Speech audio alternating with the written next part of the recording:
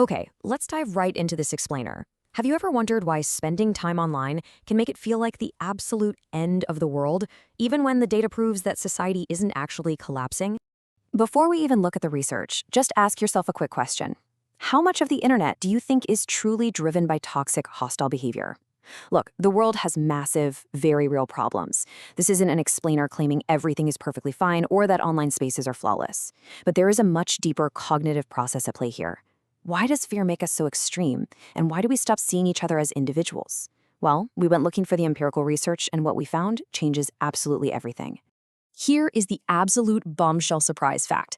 The average citizen estimates that about 43% of Reddit users are out there posting severely toxic comments.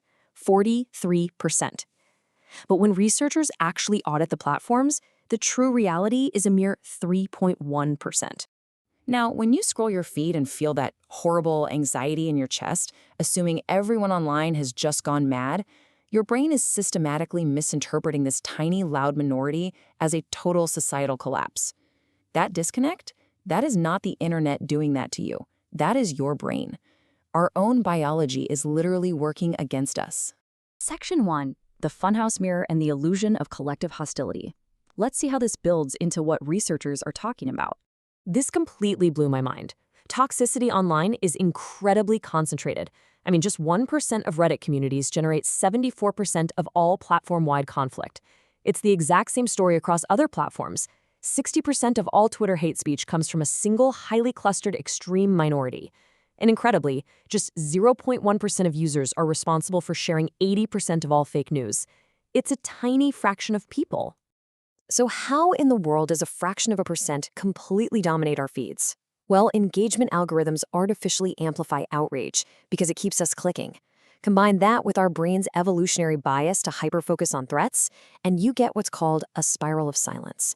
The moderate everyday voices just self-censor and back away, leaving a vocal minority to artificially define the social norms of the entire platform. But here is some really good news. Correcting this funhouse mirror brings immediate psychological relief. Studies prove that when ordinary citizens are shown this exact, audited platform-level data, they instantly feel significantly less negative emotion. In fact, they actually perceive their country to be in significantly less moral decline. Knowing the truth literally makes you feel better.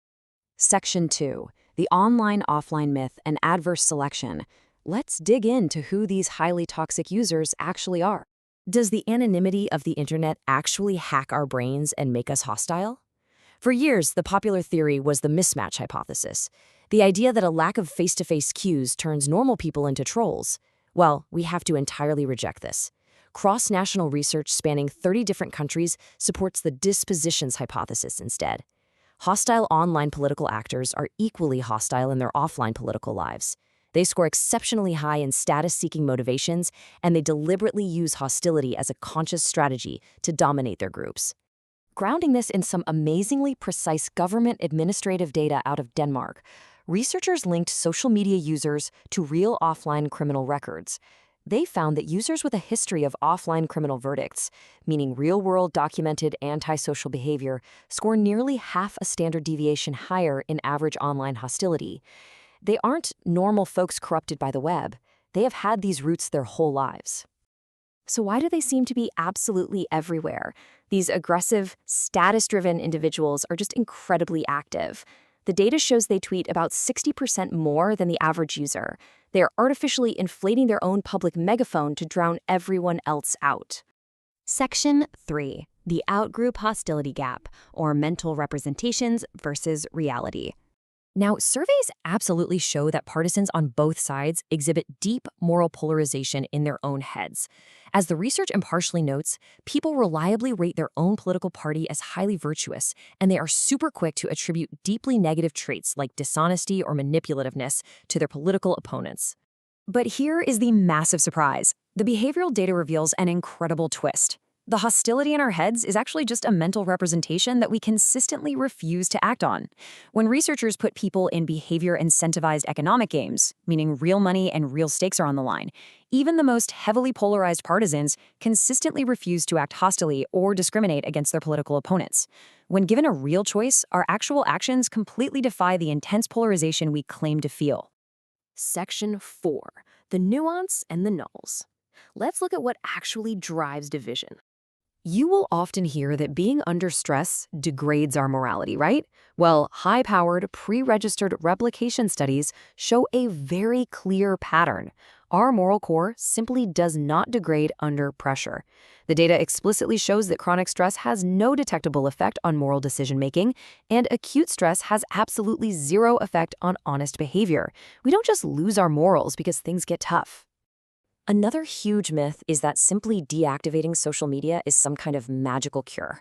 Actually, randomized trials reveal what's called the deactivation backfire. It turns out, deactivating social media in geographically homogeneous neighborhoods isolated people. By stripping away diverse, weak ties, those casual online connections with people who think differently, deactivation completely isolated them within their offline environments and actually decreased their regard for outgroups. Furthermore, what actually gates our empathy isn't always deeply political at all. Get this: incidental, context-unrelated fear, like just seeing a frightening image of a spider or a shark, is what truly attenuates our empathy toward the pain of an outgroup. It's often our basic biology reacting to transient threats in our environment, rather than some deep-seated political hatred. Section 5. Conclusion. It's time to reclaim your reality. Look, the takeaway here is absolutely crucial. The person you are arguing with online is a real, live human being. Your brain is just keeping that from you on purpose. The world obviously has massive, very real problems, but remember that the individual on the other side of the screen is human, even if your threat-biased brain and those algorithmic funhouse mirrors are working overtime to hide that fact. There is so much more to this research, and honestly, if this whole illusion ever feels bigger than a single explainer can fix, that is completely okay. Stepping away from the screen and just talking to a real person offline truly, truly helps. Just acknowledging that this extreme hostility is artificially confined to a tiny fraction of society is your very first step to reclaiming your peace of mind. So the next time you're scrolling and you feel that tight anxiety creeping into your chest, I really want you to stop and ask yourself, are you going to continue to let a vocal fraction of a percent dictate your entire view of humanity?